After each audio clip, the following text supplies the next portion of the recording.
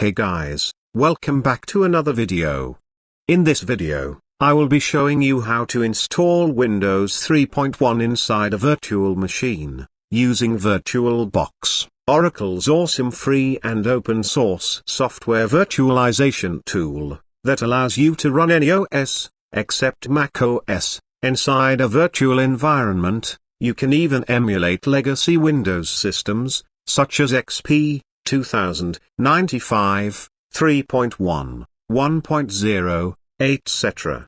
Just as a side note, any 9X version of Windows, like Windows 98, ME, 95, 3.1, will need MS-DOS pre-installed before installation of the Windows operating system, so you will need an MS-DOS floppy disk file, specifically, one that can install 6.22 or later.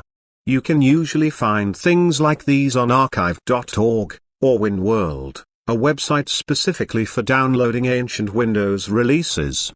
ISO River is also another good site to check out, but do beware that if you have Malwarebytes browser protection installed, it can flag this site as suspicious, but I have never been infected when visiting ISO River, so this is a trustworthy site, and you can download Windows ISO files from the server editions and legacy versions, all the way up to Windows 11.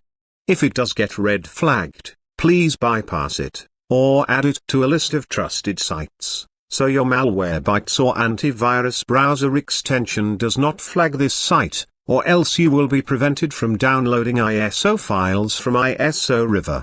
You may also want to have 7-zip or WinRAR on hand as well, because a lot of legacy systems come in zip files, which need to be extracted in order to find the ISO floppy or optical images.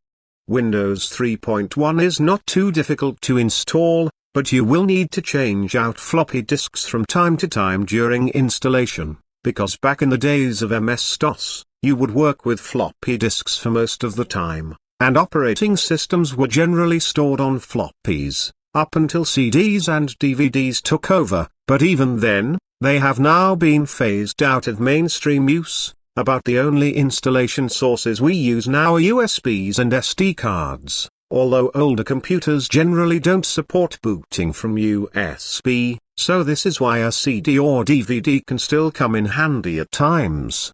So, without further ado, let's get started, shall we? So, the first thing you will want to do is to download and install Oracle VirtualBox, if it is not already on your system. It supports Windows, Mac OS, Linux, and other OSs as well, such as Oracle Solaris. You will also want to download and install the extension pack. You will need the Windows and MS-DOS floppy disks, and if any contain optical disk files, download them as well. I highly advise you visit WinWorld or archive.org to obtain Windows 3.1 and MS-DOS 6.22 files. Finally, you will need to follow the steps I show you on screen in just a moment.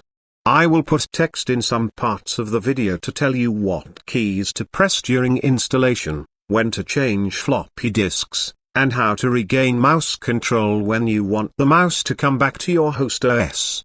Okay, here we go.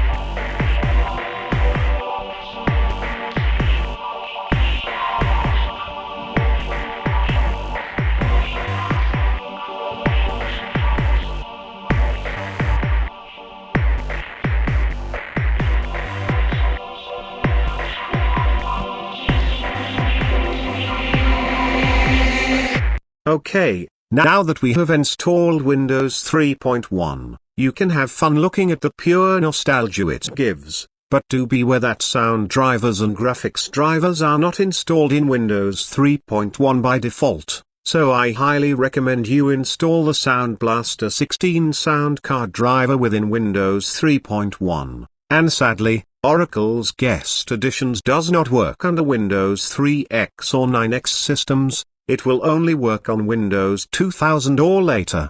Nonetheless, you can run lots of older legacy software designed for Windows 3.1, including older games and well-known software, so don't be afraid to look around on archive.org to find some older software to experiment with. Alrighty, that's it for this video folks. Do remember to like, share, and subscribe, and do enable notifications, so you don't miss out on any future videos. Bye for now.